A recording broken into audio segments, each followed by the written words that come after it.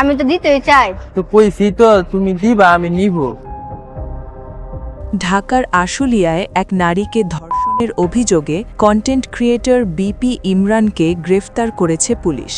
রবিবার আশুলিয়া থানার ভারপ্রাপ্ত কর্মকর্তা রুবেল হাওলাদার বিষয়টি নিশ্চিত করেছেন।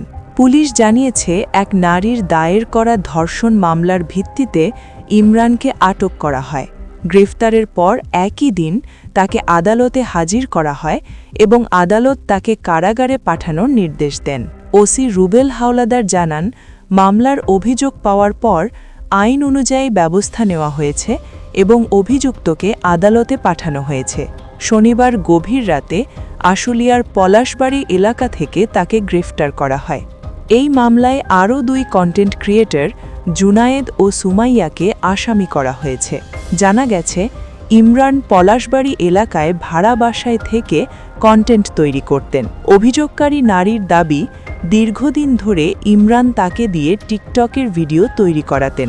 বিভিন্ন কারণে তিনি ভিডিও বানাতে অনীহা প্রকাশ করলে গত 12 মার্চ দুপুরে ইমরান তাকে ধর্ষণ করেন। পরে অন্য 2 অভিযুক্তের সহায়তায় তাকে মারধরও করা হয় বলে অভিযোগে উল্লেখ করা হয়েছে। এ ঘটনার পর ভুক্তভোগী নারী আশুলিয়া থানায় মামলা দায়ের করেন।